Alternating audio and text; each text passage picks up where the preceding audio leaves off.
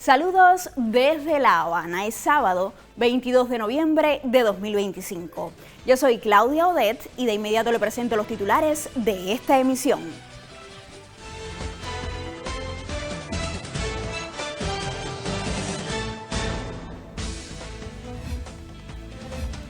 Presidente del Consejo de Defensa Nacional, Miguel Díaz-Canel Bermúdez, tuvo un encuentro con representantes de los derechos humanos en Naciones Unidas. Alena Douan, relatora especial del Consejo de Derechos Humanos de la ONU, ofreció sus observaciones preliminares sobre el impacto del bloqueo tras días de intercambio con instituciones y representantes de la sociedad civil cubana. Dirigentes de nuestro país supervisan recuperación y producción arrocera en Jiguaní tras el paso del huracán Melissa. La provincia de Granma fue una de las más afectadas por el evento meteorológico. De estos y otros temas estaremos hablando en la presente emisión de Cuba Noticias Fin de Semana. Usted no se aparte de la sintonía porque ya comenzamos.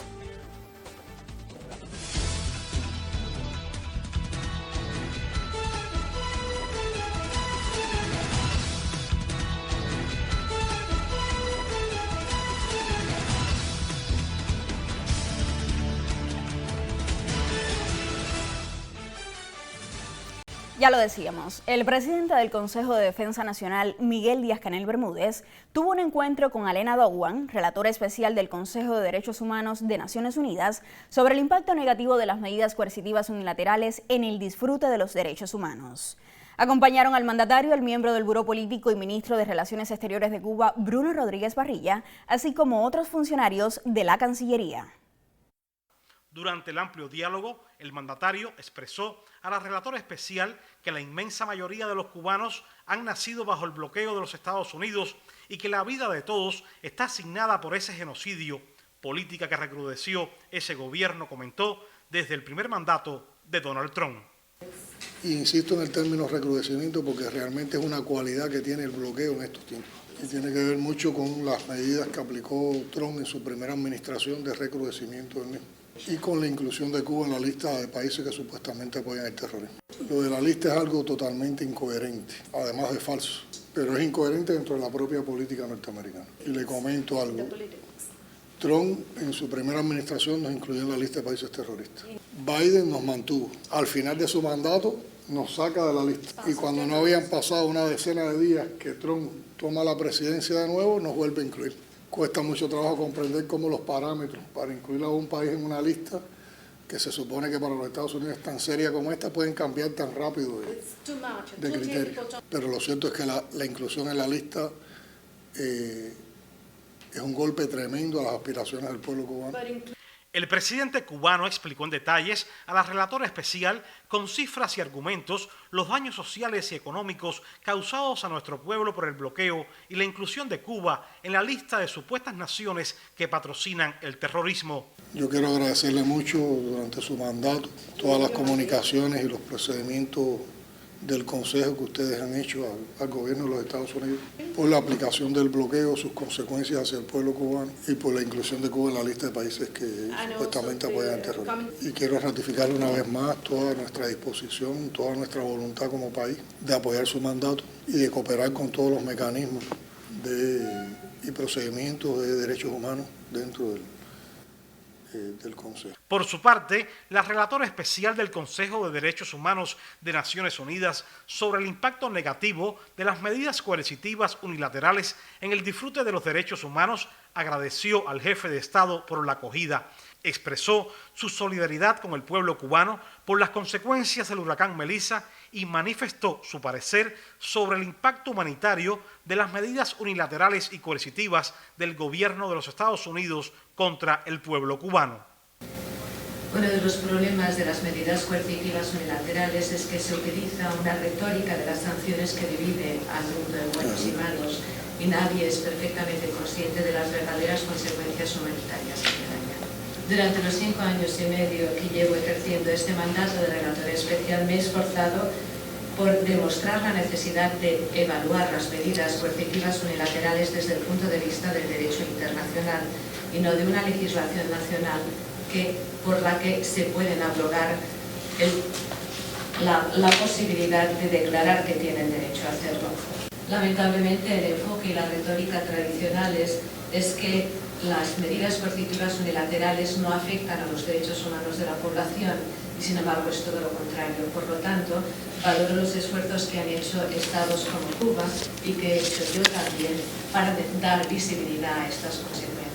Durante mi trabajo he presentado comunicaciones a los Estados Unidos hablando de que la designación de un estado como patrocinador del terrorismo supone una violación del derecho internacional público, y también en la declaración que he hecho al final de mi visita al país he incluido esta cuestión.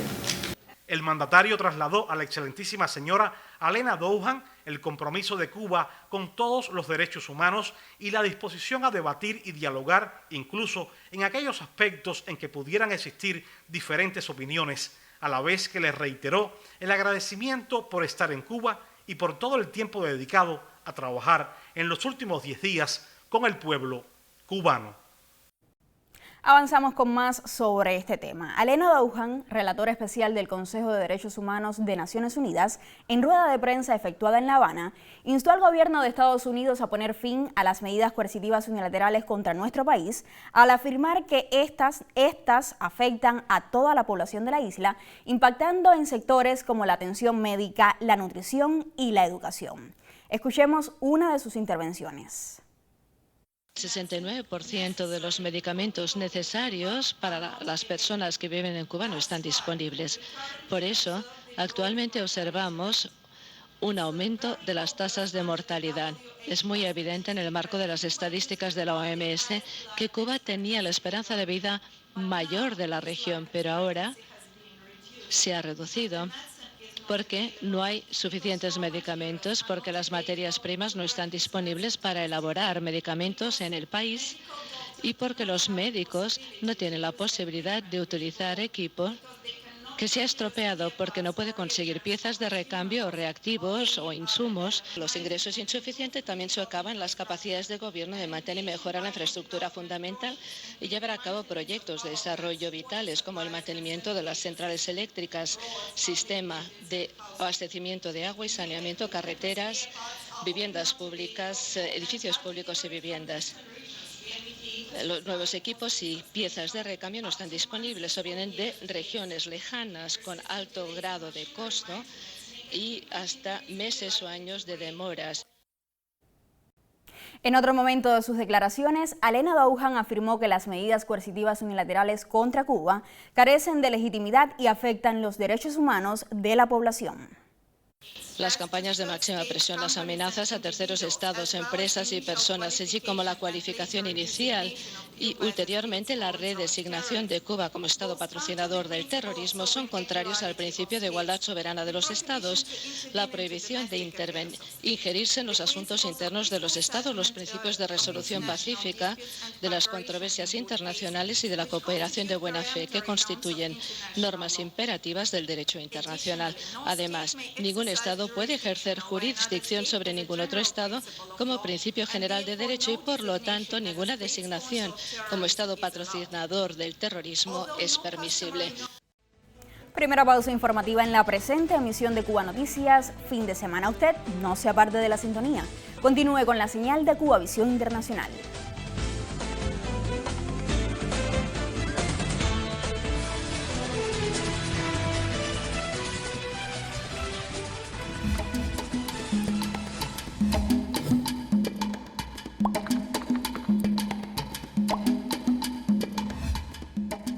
Nuestro gobierno trabaja y trabajará sin descanso, unido a nuestro pueblo, en función de estabilizar y recuperar el crecimiento de la economía a pesar del impacto destructivo y asfixiante del bloqueo, sabiendo que es un desafío colosal, fruto de la política cruel, unilateral, agresiva de Estados Unidos, pero sabiendo que el bloqueo lo tenemos que sobrepasar con nuestros propios esfuerzos por nosotros mismos.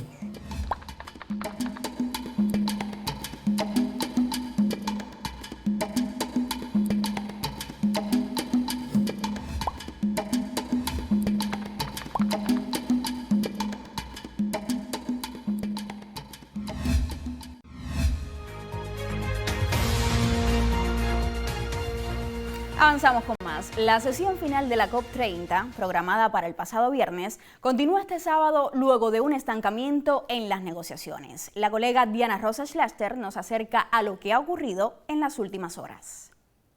Saludos, gracias por este contacto. En efecto, la jornada final de negociaciones de la COP30 transcurre en medio de intensos debates. Y es que el texto de la declaración final presentado hasta ahora no incluye una hoja de ruta para poner fin de manera gradual a la dependencia de los combustibles fósiles. Esa omisión hace muy tenso el diálogo entre los representantes de países petroleros, por un lado, y por el otro, de las naciones que esperan ese punto de giro en esta COP. De hecho, 36 países emitieron una carta para expresar su desacuerdo y además solicitaron a la presidencia de la cumbre una nueva propuesta revisada que restaure el equilibrio y la ambición climática. En las próximas horas continuarán las negociaciones en busca de un acuerdo definitivo. Por lo pronto, lo que sí se conoce con certeza es que en noviembre de 2026 los debates sobre el futuro climático del planeta tendrán lugar en Turquía. Ese país acogerá la próxima cumbre, aunque las negociaciones serán presididas por Australia. Esto forma parte de un singular compromiso al que llegaron ambos países durante la COP30, en la que aún no está dicha la última palabra.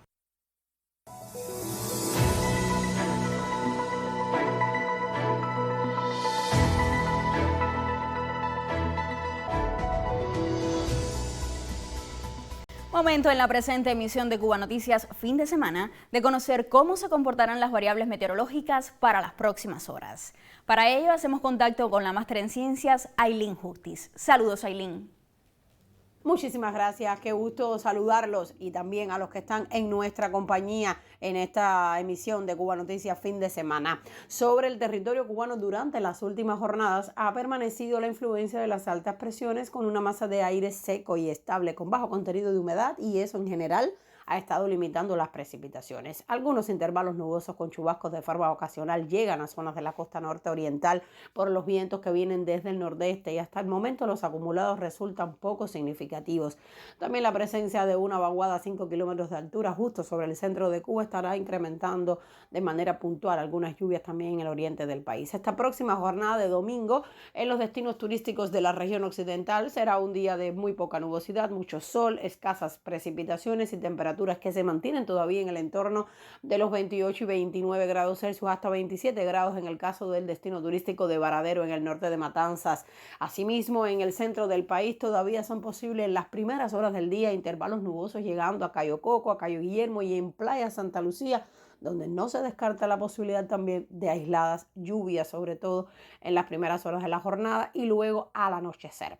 Las temperaturas se mantienen en el entorno de los 28 y 29 grados Celsius, mientras tanto en la parte oriental, allí sí todavía son posibles nublados de forma ocasional con aisladas lluvias, sobre todo en Playa Guardalavaca y en la ciudad de Baracoa, lluvias que van a estar incidiendo en la mañana y también durante la noche y la madrugada, disminuyendo en el horario del día, donde las temperaturas se mantendrán elevadas con valores de 29 y 30 grados Celsius, sobre todo en Santiago de Cuba y en la ciudad de Bayamo.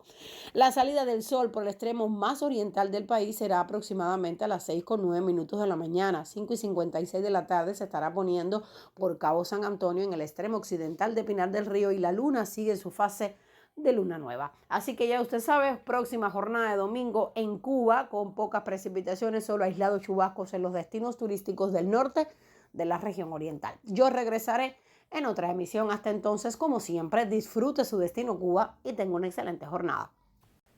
Gracias, Ailín. Excelente jornada también para ti. Nosotros avanzamos con otros temas y lo decíamos en titulares. El presidente de la Asamblea Nacional del Poder Popular, Esteban Lazo Hernández, y el vicepresidente de la República, Salvador Valdés Mesa, recorrieron áreas del municipio granmense de Jiguaní. El intercambio de trabajo forma parte del recorrido que realizan por zonas afectadas del oriente cubano luego del paso del huracán Melissa. La jornada incluyó una evaluación del programa arrocero en ese territorio suroriental. A su llegada a Jiguaní, Esteban Lazo Hernández, miembro del buró político del Comité Central del Partido y presidente de la Asamblea Nacional, elogió a las marianas de estos tiempos que hicieron frente a la situación dejada por Melissa en Granma y dieron la razón a Fidel cuando hablara de fortaleza y grandeza en el corazón de la mujer cubana. La vicepresidenta del Consejo de Defensa Provincial, Yanexi Terry Gutiérrez, rindió un informe de la situación actual cuando aún quedan personas protegidas a causa de inundaciones. Se refirió a los avances en la recuperación energética y de las comunicaciones, el levantamiento en afectaciones a la vivienda, así como la situación compleja con los viales en la montaña, el abasto de agua y la pérdida de bienes del hogar. Lazo Hernández indagó puntualmente por el escenario epidemiológico, que más allá de la respuesta estatal, necesita la responsabilidad ciudadana. Por su parte, el vicepresidente del Consejo de Defensa Nacional, Salvador Valdés Mesa, expresó que se ha priorizado la solidaridad en estos tiempos que vivimos, pero hay que potenciar también el trabajo. Yudelquis Ortiz Barceló, presidenta del Consejo de Defensa en este territorio oriental, comunicó que este fin de semana se hará una movilización gigante de saneamiento en toda la provincia. En horario vespertino se hizo un chequeo a la producción arrocera. En el país se prevé llegar a las 200.000 hectáreas sembradas del cereal. En ese contexto, la provincia Granma tiene un peso importante, pues ha de plantar 41.000 hectáreas. Melissa afectó acá 5 canales magistrales. Hoy se trabaja en su restablecimiento y puesta a punto para que puedan abastecer mejor las áreas. A decir de Valdés Mesa, ahora que la provincia posee agua suficiente para el programa arrocero, han de ponerse los recursos necesarios y que ello se revierta en altas producciones y sostenibilidad del programa. El territorio granmense dispone de 41.000 hectáreas para la siembra, tiene las capacidades industriales listas y hay una cultura arrocera reconocible. En el encuentro se habló también de estimular a los grandes productores con la posibilidad de adquirir maquinaria e implementos. Lograr lo previsto en el programa a nivel de país no solo garantizaría arroz en el plato del cubano, sino destinar las divisas de la importación de arroz al desarrollo tecnológico de la producción. El encuentro concluyó con una felicitación por la responsabilidad mostrada en la preservación de vidas humanas durante el huracán reciente y la efectividad del trabajo en la etapa recuperativa. Avanzamos con otros temas. Luego de intensas jornadas de trabajo que incluyeron conferencias, paneles, exposiciones e intercambios campesino a campesino, mediante la visita a 18 fincas agroecológicas de las provincias de Artemisa, Mayabeque y La Habana, concluyó este sábado el 9º Encuentro Internacional de Agroecología, Soberanía Alimentaria, Educación Nutricional y Cooperativismo. Los 121 representantes de 15 países asistentes al evento agradecieron la hospitalidad y el cariño recibido durante su estancia en el país y alzaron sus voces contra el bloqueo económico y comercial que impone el gobierno de Estados Unidos a Cuba. Asimismo, repudiaron su impacto negativo en el desarrollo del sector agrícola mediante una declaración final de las organizaciones que conforman la Vía Campesina a nivel internacional, un documento que también ponderó la importancia de la agroecología sostenible para la preservación de la existencia humana en tiempos de crisis climáticas y explotación irracional de los recursos naturales. Durante el acto de clausura fueron reconocidos a los participantes de diferentes latitudes y se realizó la convocatoria para el 10º Encuentro Internacional de Agroecología, Soberanía Alimentaria, Educación Nutricional y Cooperativismo, a celebrarse en el año 2027.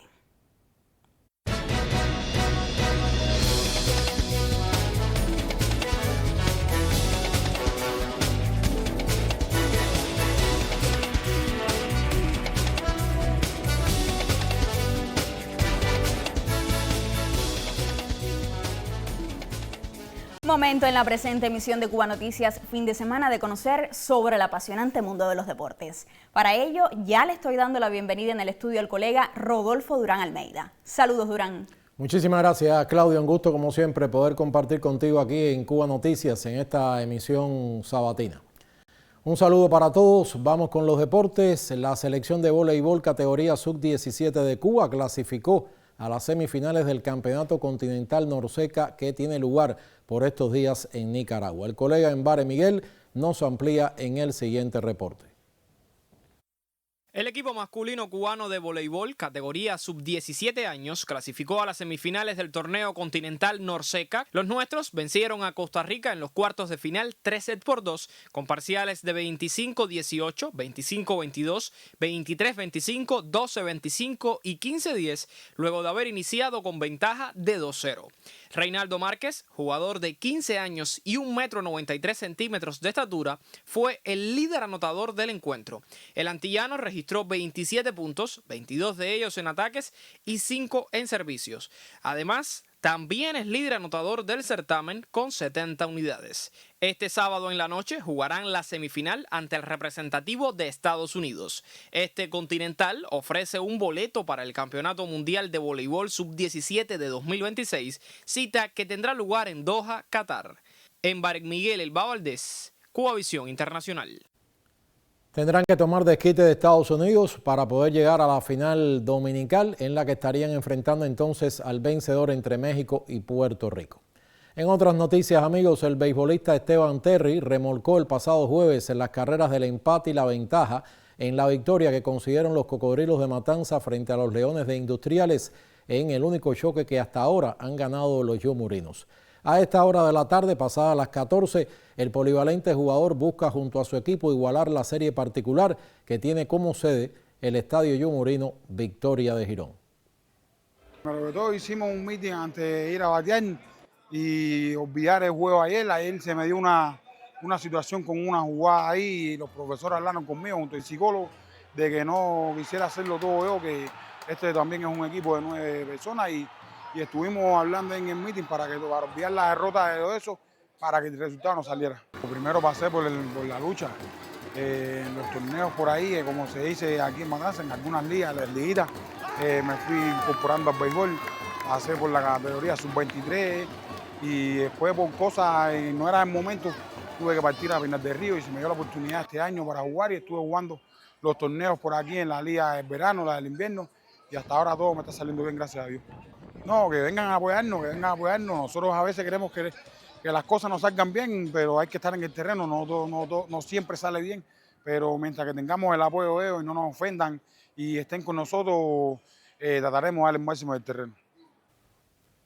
Declaraciones que dio al periodista Ernesto Arturo Santana. Este juego entre Matanzas e Industriales, el que se está jugando este sábado, lo están ganando a esta hora los yumurinos 2-1. De triunfar en este choque, igualarían la serie particular que se decidiría el domingo. Y ya hubo un resultado en esta jornada sabatina y es que el equipo de Granma dejó al campo a Ciego de Ávila 6-5 en un choque que se extendió a 10 entradas. Este partido había sido sellado en la jornada del pasado jueves. Con esta victoria, los llamados alazanes tienen ahora récord casi parejo de 23 victorias y 24 derrotas y siguen luchando por incluirse en la postemporada.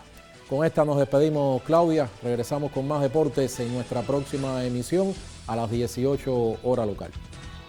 Gracias, Durán, por estas precisiones sobre el apasionante mundo de los deportes. Nosotros hacemos una segunda pausa y a la vuelta tendremos informaciones del mundo artístico.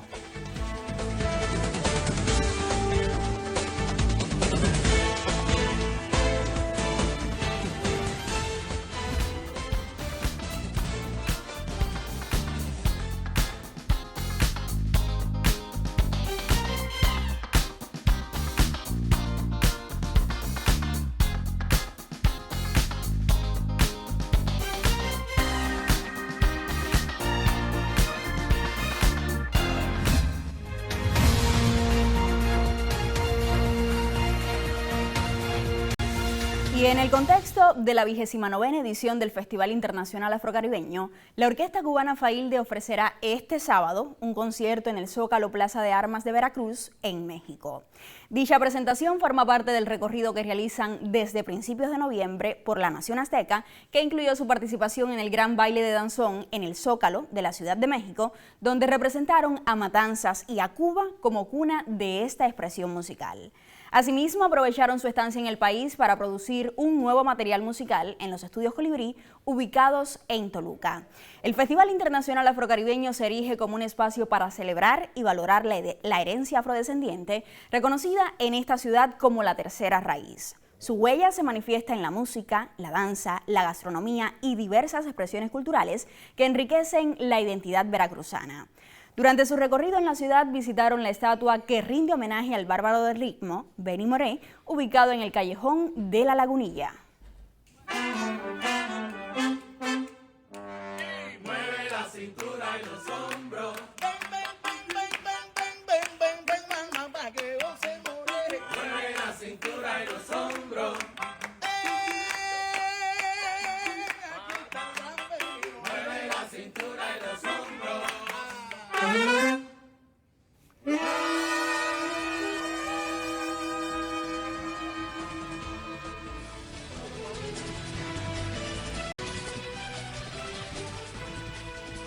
Momento en la presente emisión de Cuba Noticias Fin de Semana de reiterar los principales temas abordados.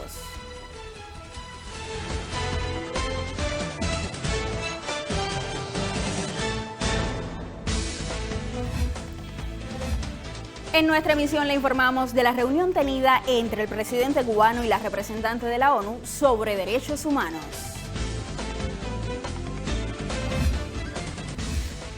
Además, le pusimos al tanto de la denuncia realizada por la relatora de Naciones Unidas sobre efectos del bloqueo y lista terrorista contra Cuba. De igual forma, le informamos sobre el recorrido por la zona oriental del país de autoridades cubanas supervisando la recuperación luego del paso del huracán Melissa. De esta manera culmina la presente emisión de Cuba Noticias Fin de Semana. A usted muchísimas gracias por su atención y hasta un próximo encuentro.